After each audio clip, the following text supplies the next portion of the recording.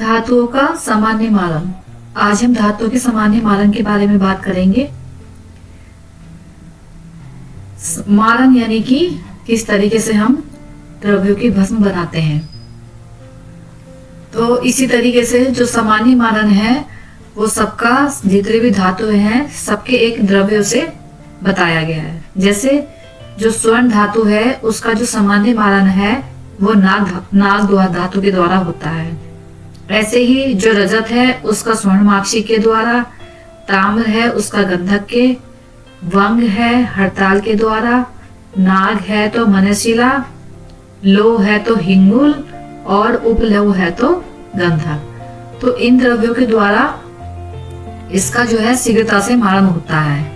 मतलब जब हम मारण करेंगे तो जो स्वर्ण या जो धातु हैं इसमें इन द्रव्यों को मिला करके मर्दन करके तब हम उसका पुट देते हैं, तो वो जल्दी से ही शीघ्रता से इसका जो भस्म होती है वो हमें प्राप्त हो जाती है। इसको थोड़ा सा ट्रिकली याद करने के लिए, जैसे स्वर्ण है यानी कि सोने की नागमणि, इस तरीके से याद कर सकते हैं। यानी कि स्वर्ण धातु का क्या हो गया, नाग हो गया। रजत है, रजत का माक्षिक, जैसे रजत माक्षिक होता है तो उसी तरीके से स्वर्ण माक्षिक के द्वारा। ताम्र गंधायस आप लोगों ने पढ़ा था पहले, जिसमें कि स्वर्ण माक्षिक को ही कहते हैं, तो ताम्र का गंधक के द्वारा। वंग है हड़ताल के द्वारा, नागमणि यानी कि नाग का मनशिला। ऐसे ही जो लोह है वो हिंगुल, उपलोह, गंधक। तो इस तरीके से जो धातुओं हैं उनका जो सामान्य वर्णन है इन द्रव्यों के साथ किया जाता है। इसके अलावा इसकी एक दूसरी विधि भी है। कोई भी इनमें से कोई भी धातु हो हमारे पास, उसके अंदर मनशिला और गंधक ये दोनों मिला करके कितना समभाग मात्रा में, यानी कि समभाग मात्रा में मनशिला और समभाग मात्रा में ही गंधक मिला करके अर्क दूध की भावना देने पर क्या करना है, इसको फिर टिकिया बना करके या गोला बना करके सराव संपुट में रख के और फिर पुट देने से क्या होगा, जो धातुओं की जो भस्म होती है वो हमें प्राप्त हो जाती है। ये जो फॉर्मूला है, ये जितनी भी धातु है ये सभी धातुओं के लिए इसमें बताया गया है, जिससे कि इसको सामान्य मालन कहते हैं। अब जो धातुएं जो भस्म होती हैं वो कितने प्रकार की होती हैं, कितने टाइप्स होते हैं धातुओं की भस्मों के, इसको हम 4 प्रकार से डिवाइड कर सकते हैं। एक है श्रेष्ठ भस्म, मध्यम, कनिष्ठ और दुर्गुण प्रद।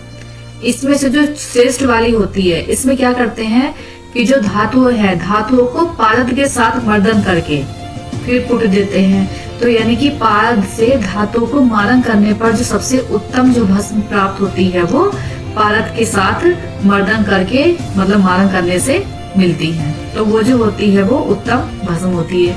इसी तरीके से जो मध्यम होती है वो वनस्पतियों के द्वारा मारित भस्म होती है। कनिष्ठ वाली होती है वो गंधक आदि द्रव्यों के द्वारा, जैसे गंधक है, हड़ताल है, मनशिला, जो आदि द्रव्य बताए गए हैं धातुओं के भस्म करने पर कनिष्ठ कोटि की।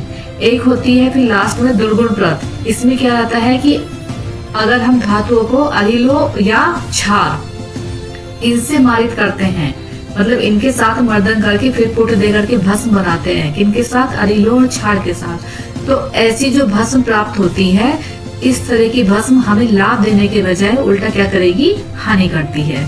तो इसलिए इस तरह की द्रव्यों के साथ में भस्म का निर्माण नहीं करना चाहिए। तो इस तरीके से ये धातु के जो भस्म है उनके 4 प्रकार बताए गए हैं, श्रेष्ठ, मध्यम, कनिष्ठ और दुर्गुण प्रद। अब है इसके बाद अरिलोह। अरिलोह का मतलब क्या होता है, अरि का मतलब होता है शत्रु और लोह क्या हो गया, यानी कि जितनी भी ये धातु है, मतलब जो धातुओं का शत्रु है उसको क्या कहेंगे, अरिलोह। धातु का शत्रु कैसे हो सकता है कि जो धातु को नष्ट कर दे या फिर जो धातु के जो गुण होते हैं उसमें कमी ला दे, तो उसी को ही अरिलोह कहा गया है। तो अरिलोह का अर्थ होता है धातु का शत्रु। जिन द्रव्यों के साथ में धातुओं को प्रज्वलित अग्नि में प्रतप्त करने पर धातुओं की क्या चली जाए, धातु की द्युति मतलब उसकी जो ब्राइटनेस है वो चली जाए, या लस्टर यानी कि मतलब धातुत्व नष्ट हो जाता है, उन द्रव्यों को ही क्या कहते हैं, धातुओं का शत्रु कहा जाता है। किसके साथ, यानी कि धातु के साथ अगर इन द्रव्य मतलब जिन द्रव्यों को मिला करके अग्नि में मतलब अग्नि दी जाए। और अर्थात क्या मतलब हो गया, जिन द्रव्यों से धातुएं नष्ट हो जाती हैं उन्हें भी अरिलोह कहते हैं। धातु द्युति यानी कि इसकी ब्राइटनेस, लस्टर जो भी है, इसकी जो काठिन्य है, लचीलापन है, और ताप और विद्युत के प्रति जो चालकता है, यानी कि कंडक्टर जैसे होती हैं अच्छी धातुएं, उसकी जो है जो धातुएं गुण होता है वो कहा जाता है। अगर ये नष्ट हो जाए तो अरिलोह के संपर्क से धातुएं क्या हो जाती है, द्युतिहीन और भंगुर हो जाती हैं, और क्या होगी, ताप और विद्युत की सुचालकता आदि गुण नष्ट हो जाते हैं। तो एक तरीके से अरिलोह क्या हो गया, यानी कि वे द्रव्य जो कि धातुओं को नुकसान पहुंचाए, उन्हीं को ही क्या कहा गया है, अरिलोह कहा गया है, जिससे कि जो धातुओं के जो गुण होते हैं उनमें कमी कर दे या उनके गुणों को धातुओं के नष्ट कर दे। धातु के कौन कौन से गुण होते हैं, जैसे कि ये गुड कंडक्टर हो सकती है इलेक्ट्रिसिटी का और हीट का, इसके अलावा इसकी जो लचीलापन होता है, काठिन्य होता है, इस तरीके से इनको ये नुकसान पहुंचा सकती है। इसी तरीके से अब ये है पारस संहिता का ये एक जगह श्लोक बताया गया है कि वो कहते हैं कि बिना पारद के जो धातु है उनका मारण नहीं करें। मतलब वो यही कहते हैं कि पारद के साथ ही धातुओं का मारण करना चाहिए। जो सभी धातुएं हैं पारद के संयोग से क्या है, जब हम उनको भस्म, मतलब पारद के संयोग करके उनकी भस्म बनाती है, तो ये जो होती है धातुएं अपने सारे दोषों को छोड़ देती है, त्याग देती है, और पारद भी क्या हो जाता है, वो धातुओं के संपर्क में आने से अपने दोषों को त्याग देगा। तो इसीलिए जब धातुएं हैं उनको पारद का संयोग करके ही भस्म बनानी चाहिए, ऐसा पारस संहिता में बताया गया है।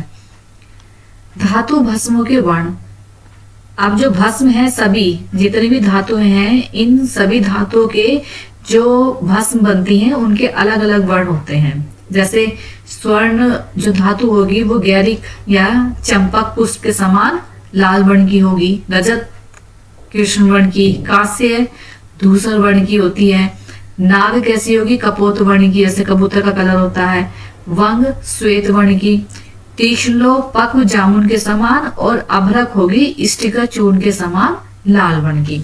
तो इस तरीके से जो धातु के जो वर्ण है वो बताए गए हैं।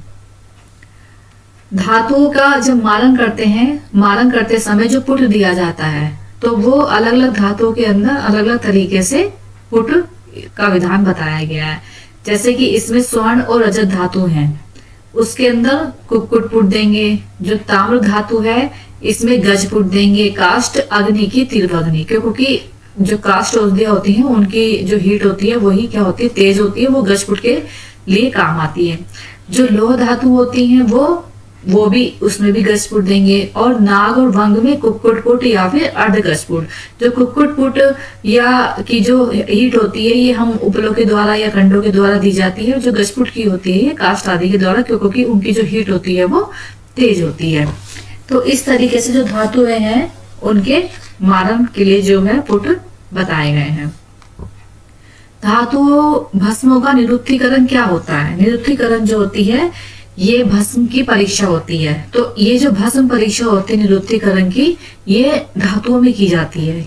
तो इसके लिए कैसे पहचानेंगे कि जो धातु की जो भस्म बनके तैयार हुई है वो प्योर है कि नहीं है? तो इसके लिए एक परीक्षा है। जैसे इसमें क्या करेंगे, अगर 4 भाग हम धातु की भस्म लेंगे, 1 भाग इसका गंधक लेंगे और गोघृत मिलाएंगे उतनी ही मात्रा में, यानी कि समभाग मात्रा में ही गोघृत। फिर इसमें कुमारी सोरस की भावना दे देंगे, चक्रिका बना लेंगे सराव संपुट करके, और कितना 1 गजपुट की अग्नि में देने से क्या होगी, धातु के भस्म में अगर निरुक्त हो जाती हैं तो वो क्या है, शुद्ध बताई गई हैं। तो आज धातु के बारे में इतना ही। मिलते हैं नेक्स्ट अगले टॉपिक के साथ। थैंक यू, धन्यवाद।